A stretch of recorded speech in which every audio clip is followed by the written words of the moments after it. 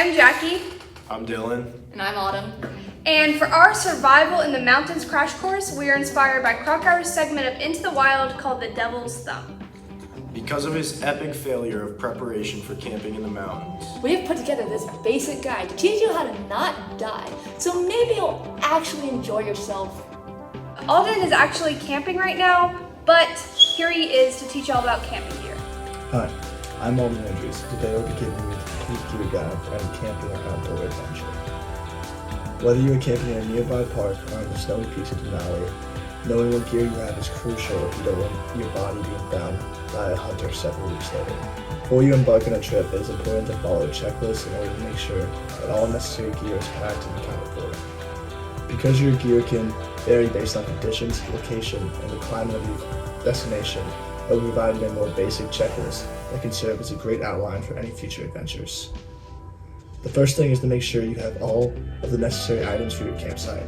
This includes a tent, a sleeping bag, a sleeping pad, camping pillow, and a flashlight or lantern. Before checking out this box, make sure the quality of your campsite gear is equivalent to the severity of the conditions. For example, a Walmart tent may be great for a state park, but it would be a huge liability in the 50-mile-per-hour winds that can occur in the Himalayas. The second box that needs to be checked is tools and repair items. For more general camping experience, this box will include items like a multi-tool, duct tape, extra cord, tent pole, repair sleeve, pad, mattress repair kit, mallet or hammer for hammering tent stakes, and a saw or axe for cutting firewood. This checkbox can also vary based on your camping destination. If you are alpine climbing, you will bring the previous list of tools as well as what's necessary for an alpine environment. This includes crampons to keep traction, an ice axe for keeping balance uphill, and a harness. Another important box to check is kitchen supplies. This may include a stove, fuel, a type of fire starter, pots, frying pan, eating utensils, cooking utensils, and of course food. The type of food you pack should vary based on the conditions and duration of your camping trip. The longer your adventure is set to be, the more you need to get away from packing traditional foods and begin to pack non-perishable items instead. Many stores have pre-made meal kits for this exact purpose. The final crucial item is clothing and footwear. This can include moisture-wicking underwear, moisture-wicking t-shirts, quick-drying pants or shorts, long-sleeve shirts, lightweight fleece or jacket, boots or shoes suited for the terrain, socks which can be synthetic or wool, and sleepwear. Similar to the campsite gear, the necessary quality of these items can vary based on the severity of your camping conditions. That completes my gear guide. I hope it serves you well on any upcoming trips. Now off to the thought bubble where Autumn and her special guest will teach you all about fire safety. Hey guys, it's Autumn. I'm here today with Lieutenant Salkil and Canine CINDER'S fire pup from Cobb County Fire Department, and they're here to help us teach you guys about some basic fire safety and just if you decide to go out in the wilderness for whatever reason. So why don't you tell us a little bit about yourself? So my name is Lieutenant Salkil. I've been with Cobb County Fire Department for about 10 years now.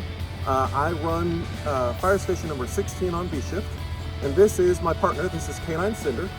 Canine Cinder helps me teach kids about fire safety. Normally I'm teaching kids in 2nd grade or 4th grade, but we'll try college students this time. So Cinder's job is to help me teach about stop, drop, and roll, crawl low under smoke, fire drills, things like that. But today we're going to be talking about having fires out in the wilderness and preventing forest fires. How do you safely start a fire? So if you're out in the wilderness and you find yourself in a position where you need to start a fire, my biggest concern isn't so much how you start it, but it's that you're able to start it. Now we are talking at this point about a life or death. If you don't have a campfire, you're going to die of hypothermia, or you're going to not be able to cook some food or boil water to drink. We're not talking about, oh, I want to out camping and I just want to have a fire to roast marshmallows. If that is the case, then frankly, whether it's a flint and steel or matches, a lighter, or some other type of commercial fire starter, it doesn't really matter as far as the safety aspect. It's just a matter of being able to do it. So you can try the old rub sticks together method. I have tried that before and I have never succeeded. It is extremely challenging. So I would recommend anytime you're ever going hiking somewhere where you could even possibly get lost, I would take at least a basic little Bic lighter. That way you always have some sort of fire starting ability. You never know when you're going to get lost, so it's not a bad idea to just stick one in your pocket. Alright, so let's say that you had a campfire and you didn't do it right and you let it get out of control. The first thing you're going to want to do is stay calm but move quickly. So what you're going to need to do is find some sort of large stick.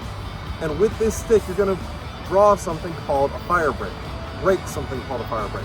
So you're going to take that large stick and you're going to basically try to rake away all the leaves, the sticks, the twigs, the pine cones, the pine straw, rake everything away from the fire in the direction that the fire is going. So if the fire is going that direction, somewhere you're going to draw an imaginary line, and then you're actually going to draw a line in the dirt and try to pull everything away down to the dirt. Fire can't burn dirt. So if you'll pull all that flammable material away, the fire will hopefully get to that spot. If it does get to that point, what you're going to want to do is pull all that flammable material away and get it down to just the dirt. The fire can't burn dirt, so what you're going to be trying to do is make it so that the fire will get to this point and run out of fuel. If there's no fuel, there's no fire. All right, so if you have a fire that has gotten out of control and you have tried to draw a fire break and you've tried to put any water you have on it and you've tried to stomp it out and it's just growing and growing and growing and it has gotten out of your control, at that point it is time to leave. There's nothing else you're going to be able to do. There's nothing else you're going to be able to do to stop it. And so you need to not be there. That's probably a very bad place to be. So what you'll need to do is leave. Now, if you were already lost, you're probably not going to be unlost just because you have a fire to control, but I would be going in the direction away from the fire. Now, fire likes to go up. So if you are on a hill, don't go uphill. The fire is going to be going uphill and chasing you. I would go downhill. If the wind is blowing in that direction, I would go in that direction because the wind is going to push the fire that way. So we want to go downhill and into the wind, and that'll take you away from the fire. All right, so you had a campfire and you're done with your campfire. It's time to put it out.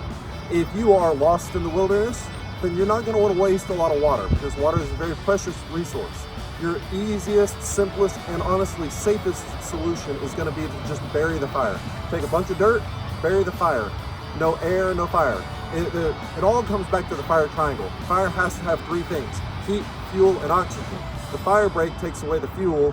If you put dirt on the fire, that's going to take away the air. Either one of those will put out the fire. Always be aware of the area that you're going in. The wilderness is not a very kind place if you get lost. So if you are in an area like Georgia versus an area like California, the things that you're going to need to take are going to be completely different. Here in Georgia, we don't have to worry too much about wildfires. Those tend to not be super common around here.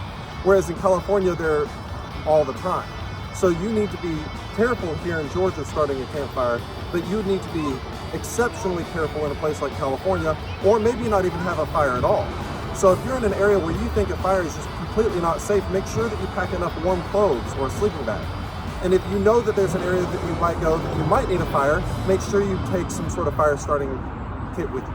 We'd just like to say a huge thank you to Lieutenant Aaron Salkil and K9 Cinder the Fire Pup from Cobb County Fire Department for meeting with us and being willing to do the interview. You can support them by following them on TikTok or Instagram at K9 Cinder the Fire Pup.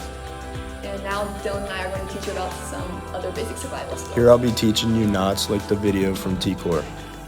To start, we have the bow line knot. You fold a loop over, starting with the side closest to you. You pull the end of the rope through the loop on the bottom and back around the long side. You then twist over and in towards you. Hold all 3 points of intersection and pull. There you'll have the long loop, and you can use this for tying yourself to things or your belongings. Here we have the simple clove hitch knot. You start with the rope on, you twist all the way down twice and bring the loop over and through. It's very simple, and you can use it to tie trees and stuff. That was knots. Now we'll teach you about first aid. Okay, now we're going to be teaching you some basic first aid, mostly how to stop bleeding if you've cut yourself and you're just, like, if you've cut your leg or your arm, whatever. So usually if the bleeding is heavy enough, you'll want to use what's called a tourniquet. And that's just a special device that's designed specifically to wrap around like an arm or a leg that you can tighten, and it'll just it'll stop the bleeding, at least while you're en route to the hospital. However, if you're outside and you're like in the wilderness, whatever, you probably don't have a tourniquet just on hand. And you usually tourniquets, like if the injury is life-threatening, or like if you have a limb partially or entirely amputated, that's usually when a tourniquet would be your first resort option. As a first care provider puts it, if your first reaction to the injury is, okay, that's a lot of blood, is when you're going to want to use a tourniquet. And so, if you don't have a tourniquet, what you can do is you can use something like a cloth or like a sweatshirt or whatever. And here I'm just going to be demonstrating on Dylan. So like what you'll want to do is you'll want to like just wrap it, obviously, preferably above where the wound is. So like if the wound is like here, you're going to want to tie it up here to stop the bleeding, and you're just going to want to tie it as tight as humanly possible, because honestly, the tighter the better. The tighter it is, the more likely it is to stop the bleeding. And this is obviously not an ideal scenario, so this will just hopefully it'll stop the bleeding until you're able to contact emergency services. Thanks, Dylan and Autumn.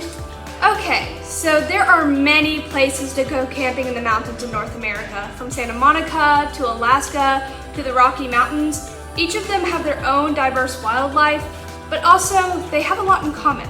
So for the sake of this segment, we're going to talk about the things they would have in common wildlife-wise. The first thing we can talk about is bears. There are 3 kinds of bears that you would run into in North America, those being black bears, brown bears, which includes grizzlies, and polar bears. Their paw prints are just a little bit different. With black bears, they have the smallest paw prints, and then with brown bears, they have bigger paw prints and they're deeper in the dirt. And with polar bears, they have the biggest paw prints, and you can also see their fur.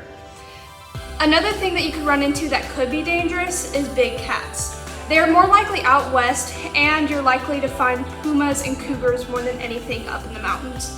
There are efforts to keep them safe, so please try to not kill them unless you absolutely have to. As far as plant life goes, there's 5 different forests you could run into when it comes to mountains in North America. There's the montane conifer, subalpine, boreal, deciduous, and tundra. Montane, you will find cones and needles, and that will most likely be in Montana or Wyoming. With subalpine and boreal, they kind of go together. They're both at extremely high altitudes. The only difference is boreal is extremely more cold. These trees have short growing periods, and they grow upright, and they are not easy to break, so you can't use them for firewood. Deciduous forest is what people like us in Alabama would be most familiar with. This is trees that change with the seasons often, and they usually have softer bark that's easier to use. In the tundra, which is probably where Krakauer was more likely dealing with, there will be much more mountains, and it'll be a treeless area. Thank you so much for coming to our crash course. Disclaimer, we highly recommend that you travel with a professional instead of relying on this video. This has been mostly satire, with some of the points obviously being more serious, but it's mostly been satire. Bye! Oh, hi. Oh, hi. This is an example of me tying myself to a tree. Didn't see you there. Let's go. Didn't see you.